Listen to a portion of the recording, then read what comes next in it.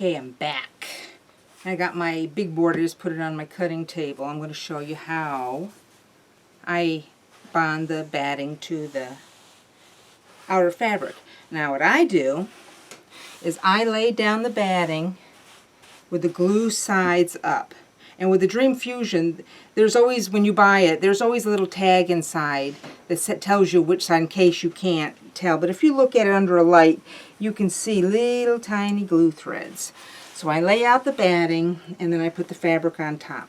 Now the reason I do this is because it's hard for me to, if I put the fabric wrong side up and I put the batting glue side down, it's hard to see if I got a wrinkle in my fabric. So what I like to do, oops, took it right with me, is put the fabric on the bottom. And I'm going to put the batting on the bottom, glue side up, and then the fabric on top.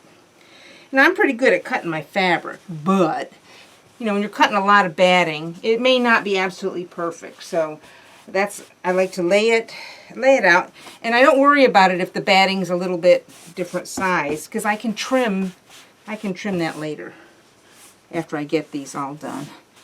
But see, this one's pretty good. Some of them, depending on how many layers I was cutting through. So there, now I've got him. Now according to the package directions, you don't necessarily need steam, and they say put it on the wool because some irons are real hot.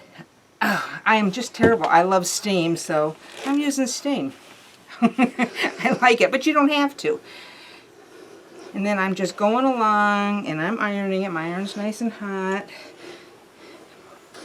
I'm not letting the iron sit anywhere too long. And I'm just going back and forth, and now see he's bonding and he's melting all them nice little glue threads in there. Hope my iron doesn't spit on anything. I go through a lot of irons. But I just like them to be nice and bonded. So, you know, I cut 20 by 40 pieces of fabric, 27 pieces of batting, and I've got them, and I go ahead and get them all bonded, because then they're ready for me to embroider. Now see, at this point, now he's just beautiful. At this point, you could quilt it yourself. I mean, you could just do, you know, cross-hatch lines. You could meander over the whole thing. By bonding it right to your fabric, it eliminates the need to baste or use pins. I love it. So, at this point, that's it. Now he's ready. I just set him aside, and I went through and did all of them, and I'll show you my stack later. But what I want to show you now is how I do the handles. Lay it out in front of me. And then I fold it in half, press it,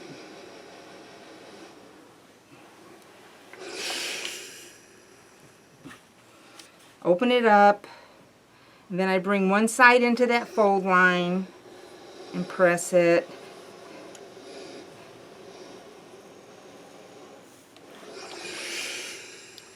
And then bring the other side into the fold line and press it. See, what we're doing is we're actually turning it into a 4-layer handle.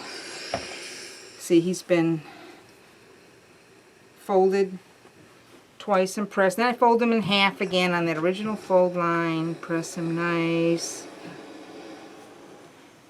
Now we've got 4 pieces. And then what I do is I take them to the sewing machine, and I do 1/4 inch seam from the edge, flip it around to another 1/4 inch seam, and then using those guides I've actually got 4 1/4 inch seams all the way down, and I should have had one here to show you, but I'll show it to you later. And that's how you bond the batting to the outside. And see, on this, I'll show you again, there's just a little bit you can see, and I'll just trim that off. A little bit on the edge, like less than 1/4 inch. I'll just trim him off before I actually sew him. And that's that.